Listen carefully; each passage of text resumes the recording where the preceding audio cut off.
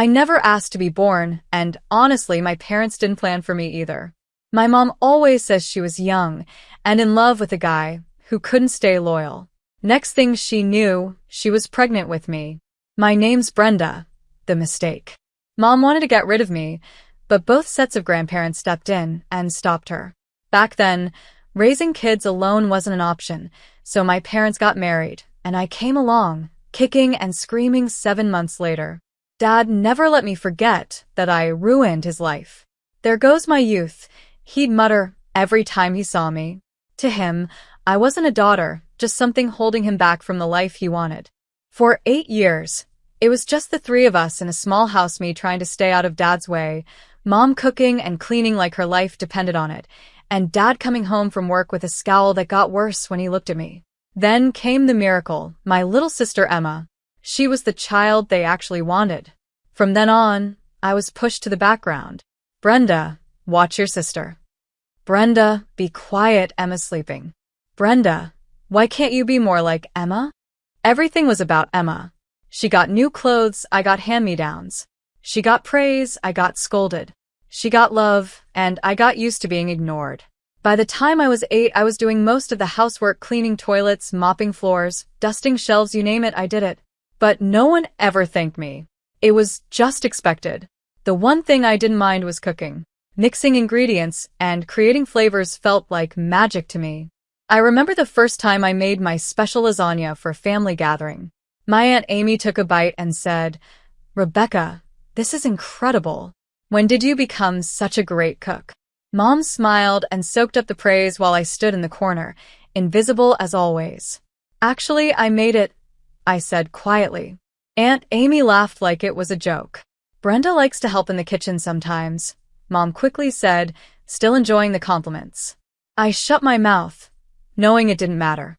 No one ever believed me anyway. As I grew up, the kitchen became my safe place. While Emma got all the attention and gifts, I found peace in cooking. By high school, I could make a pot roast even Dad couldn't complain about. "Not bad," he'd grunt while eating. Coming from him, that was high praise. But for me, it wasn't just about feeding my family. I had big dreams. Every night, I'd close my eyes and imagine it my own restaurant, full of happy people enjoying the food I created. One night at dinner, I couldn't keep it in anymore. "I want to open a restaurant someday," I said. The silence was unbearable. Then Emma laughed. "You? A restaurant?" Mom looked worried, like I'd said I wanted to be an astronaut. Dad didn't even look up from his plate. "Restaurants fail, all the time. You'd be broke in a month," he said. "But I'm good at cooking," I protested. "Everyone likes my food." "Everyone likes free food," Dad scoffed. "Doesn't mean they'd pay for it." Emma chimed in with a fake sweet voice. "Maybe you could work at KFC's, Brenda. They're always hiring." When it was time for college, I had my heart set on the best culinary school I could find. To my surprise, Dad agreed to pay for it. "This is your inheritance," he said roughly. "Don't expect anything else. The house, the savings, that's all going to Emma." I should have been hurt, but I was too excited about culinary school to care. It was my chance to prove myself, to learn from real chefs and get better at what I loved. College was a whirlwind of chopping, sautéing, and baking. For the first time, I felt like I belonged. My classmates appreciated my cooking, and my instructors praised my creativity. But when I graduated, reality hit hard. With no money for my own place, I had to move back home. The difference between my exciting college life and my family's indifference was huge. "So, you're a chef now," Emma smirked at dinner. "Does that mean you'll be doing all the cooking from now on?" Before I could answer, Mom jumped in. "That's a great idea. Brenda can cook, and you can focus on your studies, dear." Just like that, I was back to being the family maid, only this time with a culinary degree gathering dust on my shelf. I did manage to get a job as an assistant chef at a local restaurant. The pay wasn't great, but it was a start. Every night, I'd come home tired, only to be handed a list of chores. "This is your rent," Mom would say. "You're not a child anymore. You need to contribute."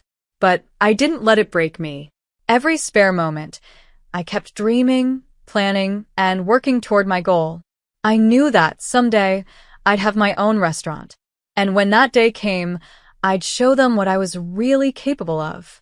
4 years dragged by, each day just like the last, cooking, cleaning, and dreaming of something better. I worked really hard at the restaurant while watching Emma get everything I ever wanted. The day Emma started high school, Dad came home grinning. "Emma, honey," he called out. "Come see what I got you."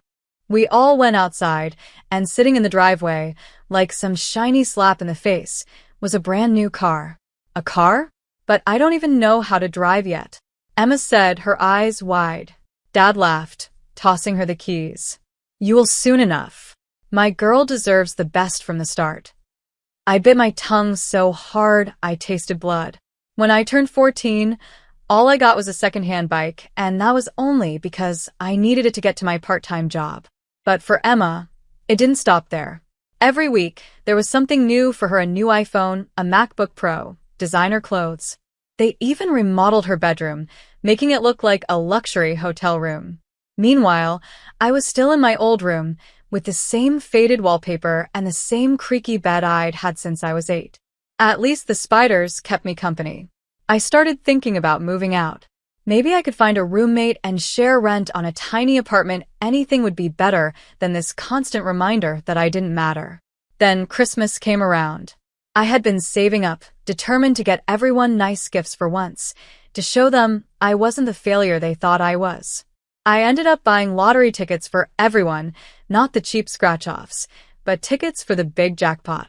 Christmas morning, I handed out the envelopes, trying not to seem too eager. Mom opened hers first, and her face fell. "Oh, lottery tickets," she said. Dad snorted. "What is this, a gas station gift?" Emma didn't even open hers. She just rolled her eyes. "Gee, thanks, Brenda." Real thoughtful. Then Mom chimed in, her voice sickly sweet. "Well, I guess since Brenda didn't really get us anything, she won't be expecting any gifts either." That seems fair, doesn't it? A lump formed in my throat. Without a word, I grabbed the lottery tickets back from Dad's hand. "You know what? I'll take them. Merry bloody Christmas." I stormed out, ignoring their shocked faces. Screw the family dinner. I texted my coworker, Evelyn. "Hey, you still at the restaurant? Mind some company." An hour later, I was sitting at the bar of the closed restaurant, sipping cheap champagne with Evelyn. As the night went on, we shared stories about terrible families and crushed dreams. It wasn't a perfect Christmas, but at least I didn't feel so alone. A few days later, I was at work as usual. During my break, I checked my phone and saw a missed call from an unknown number. "Probably just another scam," I muttered, tossing the phone aside. But then it rang again, the same number. Curiosity got the better of me, so I answered. "Hello, is this Brenda Thompson?" A cheerful voice asked. "Yeah, who's this?" I replied. "This is Amy from the State Lottery Commission. I'm calling to inform you that you're holding a winning ticket." I almost dropped the phone. "Are you serious?" "Absolutely. One of your tickets matched all the numbers in the Christmas drawing. After taxes, your winnings come to $750,000. The world spun around me. I couldn't believe it. This was my chance to finally open my own restaurant and show everyone what I was capable of. I rushed home, my heart racing with excitement. I burst through the front door. "You won't believe what happened," I said, barely able to contain myself. My family was sitting at the kitchen table, staring at me like I was crazy. "I won the lottery," I blurted out. "One of the tickets, the one I was going to give Mom, it won. $750,000 after taxes." For a moment, there was stunned silence. Then Emma's voice cut through the air. "That money belongs to us," she screeched. "You bought those tickets as gifts for Mom and Dad, and anything that's theirs is mine." It felt like a slap in the face. "What?" "No, they gave the tickets back to me. They're mine." Mom and Dad exchanged a look. "Brenda," Dad said slowly, "be reasonable. You live under our roof, you owe us. Now hand over that ticket. We'll take care of everything." I took a step back, instinctively placing my hand over my pocket where the ticket was. "No," I said, surprised by how calm my voice sounded. "This is my ticket, my win, and I'm going to use it to open my own restaurant." Dad's face turned red with anger. Now you listen here, young lady. No, you listen, I shouted, all my frustration finally spilling out. I've spent my whole life being treated like I don't matter in this family. Well, not anymore. This is my chance, and I'm taking it. If that's how you feel, Mom said coldly, then you can get out of this house. Now. I stared at them, my own family, who were supposed to love me no matter what. In that moment, I saw them clearly for the first time. Fine, I whispered. I'm gone. I stormed up to my room, threw some clothes and essentials into a bag, and walked out. They watched me leave, probably thinking I'd come crawling back in a day or two. They couldn't have been more wrong. My first stop was the lottery office to claim my winnings, and then I went straight to a real estate agent. I need an apartment, I told the surprised agent. Something available right away. By that evening, I was sitting in my very own place. It wasn't much, just a small one-bedroom in a decent part of town, but it was mine, all mine. Sitting on the floor, I hadn't bought furniture yet, eating takeout, and scrolling through restaurant equipment catalogs on my phone, I felt something I hadn't felt in years. Hope. The first thing I needed was a solid business plan. I spent weeks hunched over my laptop, researching, crunching numbers, and planning every detail.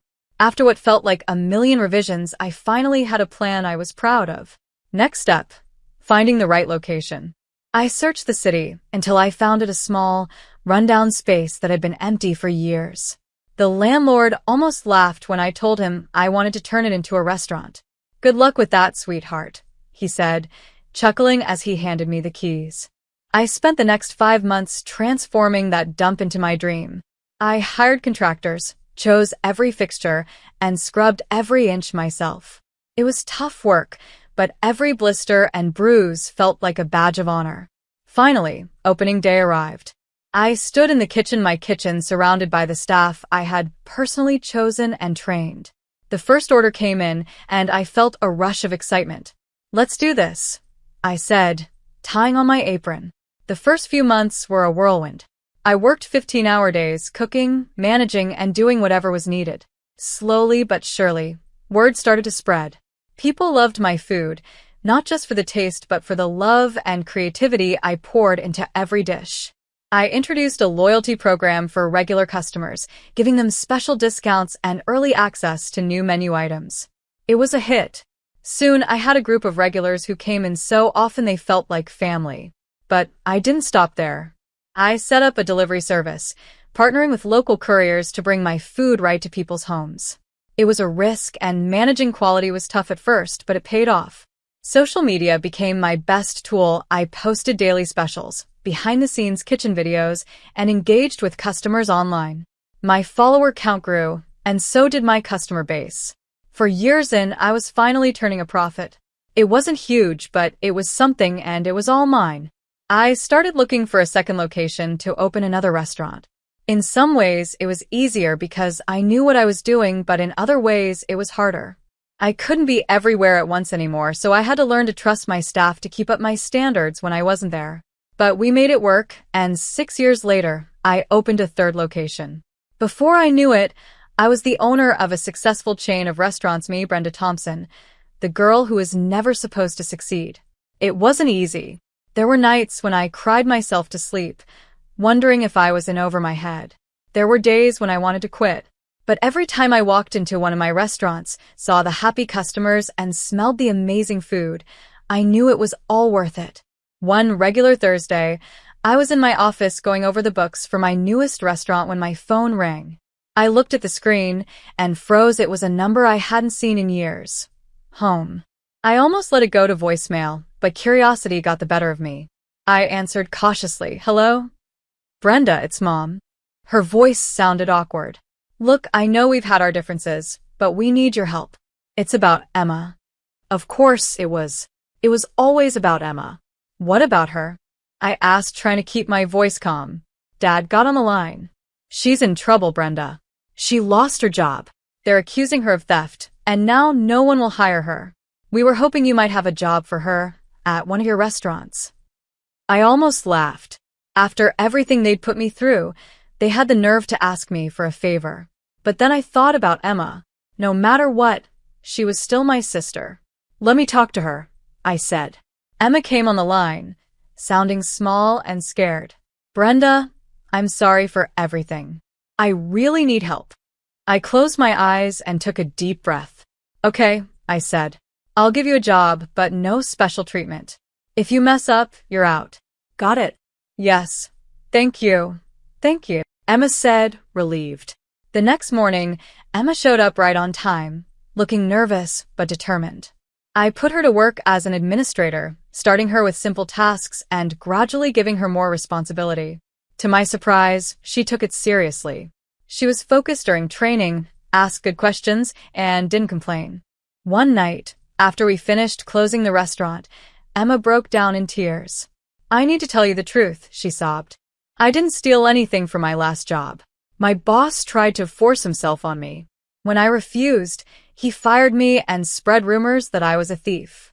A wave of anger rose in me. "Why didn't you report him? Who would believe me over him?" Emma wiped her eyes. "I was so scared, Brenda. I didn't know what to do." "I believe you," I said.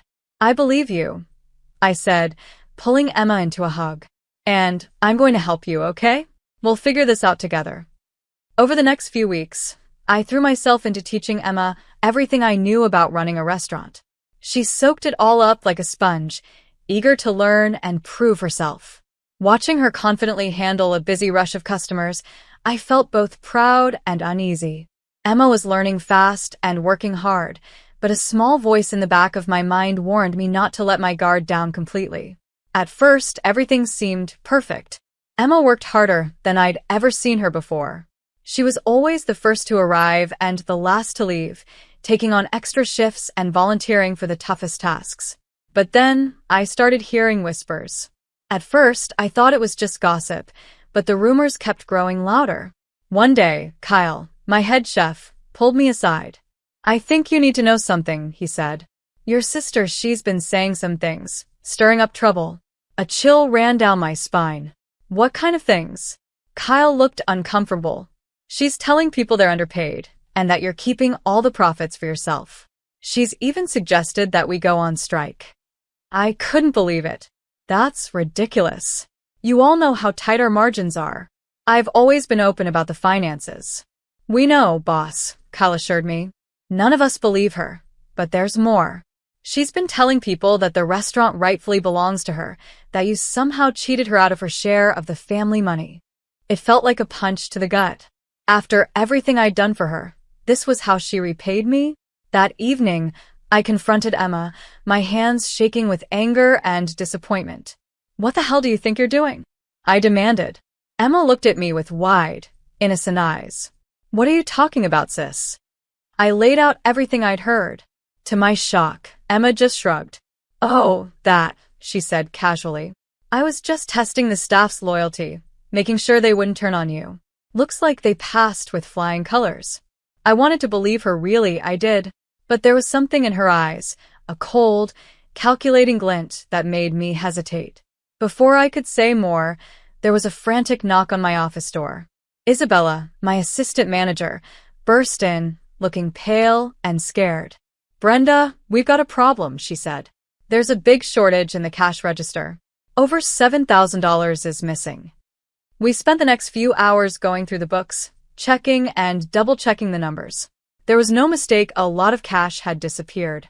Only 6 people had access to that register: Isabella, Kyle, and Emma.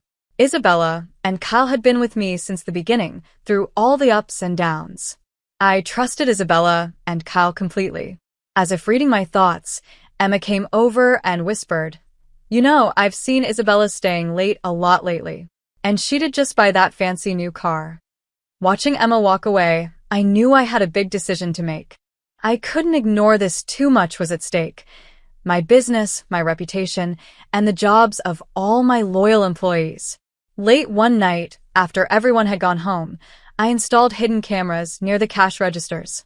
It felt wrong, like I was betraying my staff, but I had no other choice.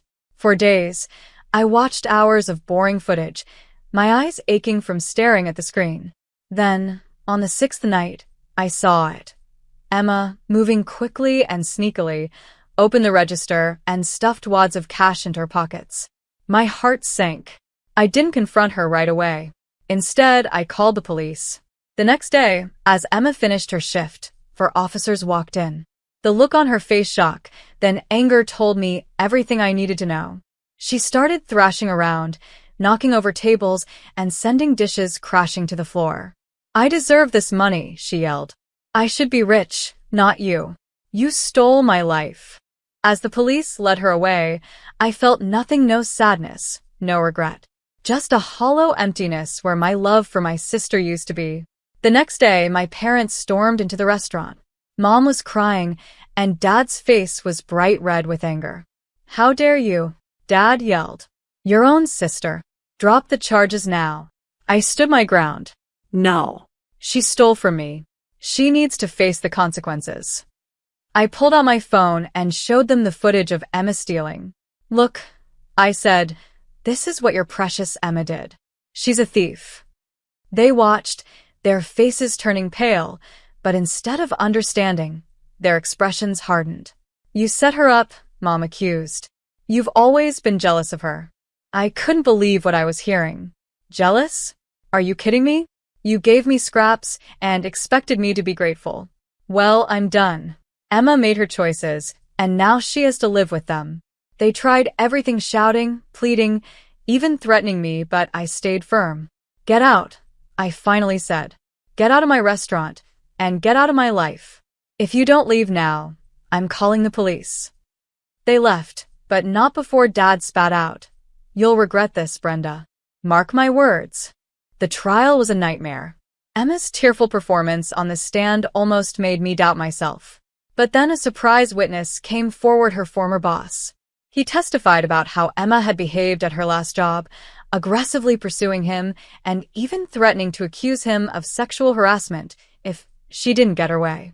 When her boss rejected her advances, she stole money from the company out of revenge.